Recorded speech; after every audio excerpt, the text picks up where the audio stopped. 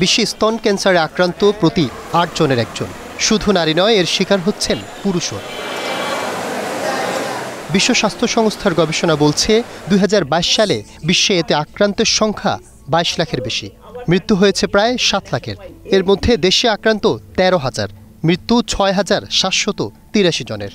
সাধারণ ঝুঁকির মহিলারা একটা নির্দিষ্ট বয়স থেকে শুরু করে প্রতি বছর কিছু পরীক্ষা নিরীক্ষা করবেন, যেমন ম্যামোগ্রাম পরীক্ষা করাবেন এবং যদি প্রয়োজন হয় যাদের পরিবারে ব্রেস্ট ক্যান্সারের ঝুঁকি বেশি, যাদের পরিবারে ব্রেস্ট ক্যান্সারের ইতিহাস আছে বা ওভারি ক্যান্সারের ইতিহাস আছে বা অন্যান্য উচ্চ ঝুঁকির মহিলারা, তারা আরও আগে থেকে, যেমন ৩০ বছর বয়স থেকেই এই স্ক্রিনিংয়ের আন্ডারে চলে আসবেন এবং তারা নিয়মিত বিরতিতে ডাক্তারকে দিয়ে বা একজন প্রশিক্ষিত নার্সকে দিয়ে ব্রেস্ট পরীক্ষা করাবেন এবং ইনভেস্টিগেশনগুলো করবেন।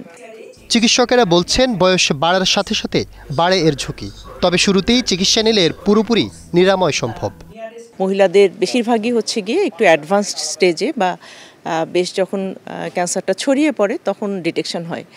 তো আসলে ব্রেস্ট ক্যান্সার এমন একটা অসুখ যেটা যদি খুব আর্লি স্টেজে বা খুব প্রাথমিক পর্যায়ে শনাক্ত করা যায় তাহলে এর প্রায় ১০০% নিরাময় করা সম্ভব।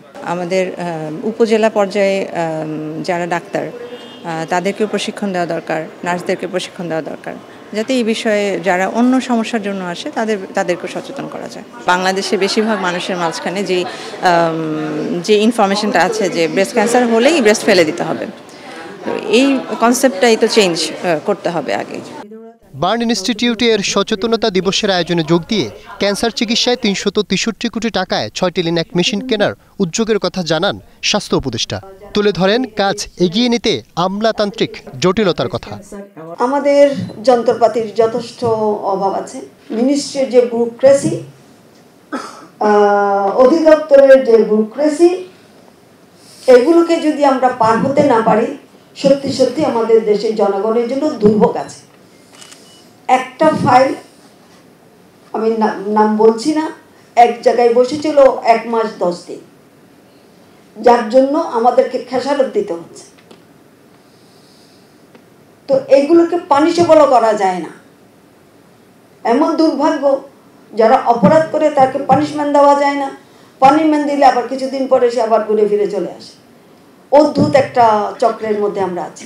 আমাদের ক্যান্সার হাসপাতালের ৩টা লিনাক মেশিন ছিল, তার মধ্যে দেখা গেল যে একটা নষ্ট হয়ে গেছে, আরেকটা তাদের সিএমসি করতে, এগুলো করে নাই, অর্থাৎ নানান সমস্যা। আমরা এখন নতুন করে প্রায় ৬টা লিনাক মেশিন কেনার জন্য মোটামুটি ৩৬৩ কোটি টাকার যন্ত্রপাতি কেনার একটা প্রক্রিয়ার মধ্যে আছে। আমাদের অনেক সীমাবদ্ধতা আছে। আমাদের ১৭-১৮ কোটি মানুষের জন্য স্বয়ংসম্পূর্ণ অ্যাকচুয়ালি ক্যান্সার সেন্টার হওয়ার কথা ১৮০টি। সরকারি বেসরকারি মিলিয়ে আমাদের ২০-২২টি বেশি নাই। সেখানে অনেক অসম্পূর্ণতা আছে।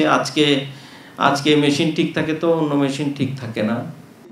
তবে স্তনের সমস্যা মানেই ক্যান্সার নয়, তাই শুরুতেই বিচলিত না হয়ে নিশ্চিত হতে প্রয়োজনীয় পরীক্ষা নিরীক্ষার পরামর্শ দিচ্ছেন চিকিৎসকেরা। শাহাদাত হোসাইন, স্টার নিউজ, ঢাকা।